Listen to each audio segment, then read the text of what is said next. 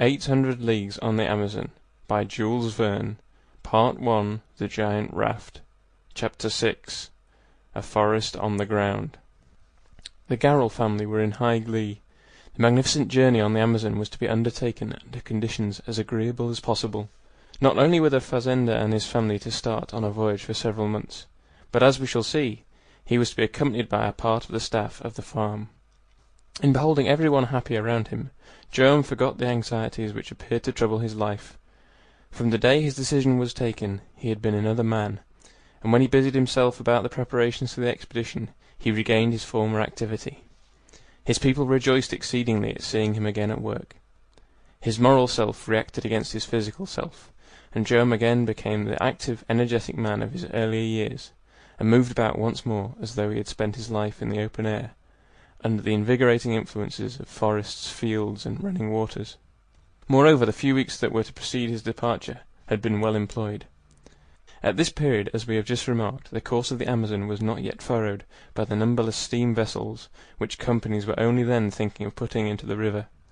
The service was worked by individuals on their own account alone, and often the boats were only employed in the business of the riverside establishments. These boats were either ubas, canoes made from the trunk of a tree, hollowed out by fire and finished with the axe, pointed and light in front and heavy and broad in the stern, able to carry from 1 to a dozen paddlers and 3 or 4 tons burden. Agaritias, constructed on a larger scale, of broader design, and leaving on each side a gangway for the rowers, or jangada, rafts of no particular shape, propelled by a triangular sail, and surmounted by a cabin of mud and straw which served the Indian and his family for a floating home. These 3 kinds of craft formed the lesser flotilla of the Amazon, and were only suited for a moderate traffic of passengers or merchandise.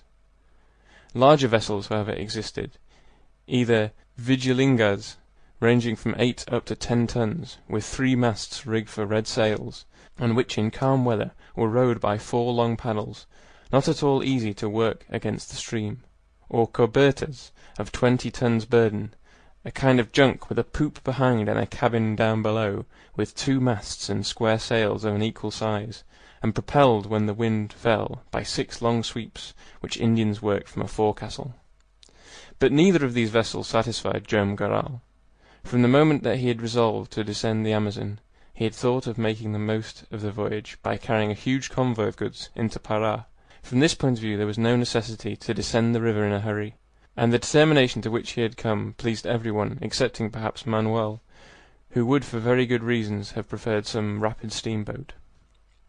But though the means of transport devised by Joam were primitive in the extreme, he was going to take with him a numerous following, and abandon himself to the stream under exceptional conditions of comfort and security. It would be, in truth, as if part of the fazenda of Iquitos had been cut away from the bank and carried down the Amazon with all that composed the family of the fazender, masters and servants in their dwellings, their cottages, and their huts. The settlement of Iquitos included a part of those magnificent forests which, in the central districts of South America, are practically inexhaustible. Joam Garral thoroughly understood the management of these woods, which were rich in the most precious and diverse species, adapted for joinery, cabinet work, shipbuilding, and carpentry, and from them he annually drew considerable profits. The river was there in front of him, and could it not be as safely and economically used as a railway, if one existed? So every year Joam Garral felled some hundreds of trees from his stock, and formed immense rafts of floating wood, of joists, beams, and slightly squared trunks, which were taken to Pará in charge of capable pilots, who were thoroughly acquainted with the depths of the river and the direction of its currents. This year Joam Garral decided to do as he had done in preceding years.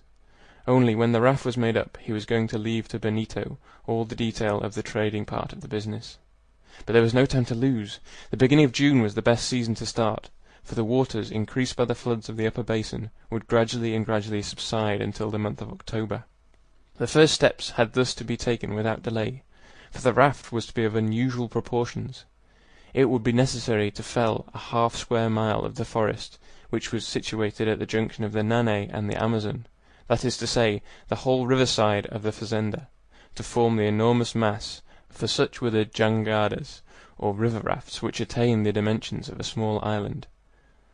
It was in this jangada, safer than any other vessel of the country, larger than 100 egaritias, or vigilingas, coupled together, that Joam Garral proposed to embark with his family, his servants, and his merchandise. "Excellent idea!" had cried Mina, clapping her hands when she learned her father's scheme. "Yes," said Yaquita, "and in that way we shall reach Belem without danger or fatigue."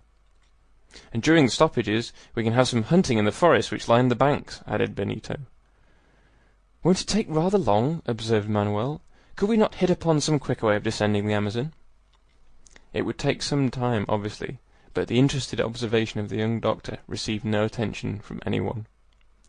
Joam Garral then called in an Indian, who was the principal manager of the fazenda. In a month, he said to him, the jangada must be built and ready to launch. "We'll set to work this very day, sir." It was a heavy task. There were about 100 Indians and blacks, and during the first fortnight in May they did wonders. Some people, unaccustomed to these great tree massacres, would perhaps have groaned to see giants, many 100 years old, fall in a few hours beneath the axes of the woodmen. But there was such a quantity on the banks of the river, upstream and downstream, even to the most distant points of the horizon, that the felling of this half-mile of forest would scarcely leave an appreciable void.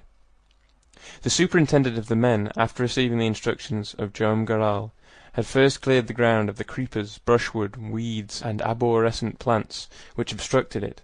Before taking to the saw and the axe, they had armed themselves with a felling sword, that indispensable tool of every one who desires to penetrate the Amazonian forests, a large blade slightly curved, wide and flat, and 2 or 3 feet long, and strongly handled, which the natives wield with consummate address. In a few hours, with the help of the felling sword, they had cleared the ground, cut down the underwood, and opened large gaps into the densest portions of the wood. In this way the work progressed. The ground was cleared in front of the woodmen. The old trunks were divested of their clothing of creepers, cacti, ferns, mosses, and bromelias. They were stripped naked to the bark until such time as the bark itself was stripped from off them. Then the whole of the workers, before whom fled an innumerable crowd of monkeys, who were hardly their superiors in agility, slung themselves into the upper branches, sawing off the heavier boughs, and cutting down the topmost limbs, which had to be cleared away on the spot. Very soon there remained only a doomed forest, with long bare stems, bereft of their crowns, through which the sun luxuriantly rayed onto the humid soil which perhaps its shots had never before caressed. There was not a single tree which could not be used for some work of skill, either in carpentry or cabinet work. There, shooting up like columns of ivory ringed with brown, were wax palms 120 feet high, and 4 feet thick at their base, white chestnuts which yield the 3-cornered nuts, moriches unexcelled for building purposes, baragudos measuring a couple of yards at the swelling, which is found at a few feet above the earth, trees with shining russet bark dotted with grey tubercles, each pointed stem of which supports a horizontal parasol, and bombax of superb stature with its straight and smooth white stem. Among these magnificent specimens of the Amazonian flora there fell many quatibos, whose rosy canopies towered above the neighbouring trees, whose fruits are like little cups with rows of chestnuts ranged within, and whose wood of clear violet is specially in demand for shipbuilding. And besides there was the ironwood, and more particularly the iberatia, nearly black in its skin, and so close-grained that of it the Indians make their battle-axes. Jacarandas, more precious than mahogany, cisalpinas, only now found in the depths of the old forests which have escaped the woodsman's axe. Sapucaes, 150 feet high, buttressed by natural arches, which starting from 3 yards from their base, rejoin the tree some 30 feet up the stem, twining themselves round the trunk, like the filatures of a twisted column, whose head expands in a bouquet of vegetable fireworks, made up of the yellow, purple, and snowy white of the parasitic plants. 3 weeks after the work was begun, not one was standing of all the trees which had covered the angle of the Amazon and the Nanay. The clearance was complete. Joam Garral had not even had to bestir himself in the demolition of a forest which it would take 20 or 30 years to replace. Not a stick of young or old wood was left to mark the boundary of a future clearing, not even an angle to mark the limit of the denudation. It was indeed a clean sweep. The trees were cut to the level of the earth, to wait the day when their roots would be got out, over which the coming spring would still spread its verdant cloak. This square space, washed on its side by the waters of the river and its tributary, was destined to be cleared, ploughed, planted, and sown, and the following year fields of manioc, coffee shrubs, sugar canes, arrowroot, maize, and peanuts would occupy the ground so recently covered by the trees. The last week of the month had not arrived when the trunks, classified according to their varieties and specific gravity, were symmetrically arranged on the bank of the Amazon, at the spot where the immense jangada was to be built, which, with the different habitations for the accommodation of the crew, would become a veritable floating village, to wait the time when the waters of the river, swollen by the floods, would raise it and carry it for hundreds of leagues to the Atlantic coast. The whole time the work was going on, Joam Garral had been engaged in superintending it. From the clearing to the bank of the fazenda he had formed a large mound on which the portions of the raft were disposed, and to this matter he had attended entirely himself. Yaquita was occupied with Cybele, with the preparations for the departure, though the old negress could not be made to understand why they wanted to go, or what they hoped to see. "But you will see things that you never saw before," Yaquita kept saying to her. "Will they be better than what I see now?" was Cybele's invariable reply. Mina and her favourite, for their part, took care of what more particularly concerned them. They were not preparing for a simple voyage. For them it was a permanent departure, and there were 1,000 details to look after for settling in the other country, in which the young mulatto was to live with the mistress to whom she was so devotedly attached. Mina was a trifle sorrowful, but the joyous Lina was quite unaffected at leaving Iquitos. Mina Valdez would be the same to her as Mina Garral, and to check her spirits she would have to be separated from her mistress, and that was never thought of.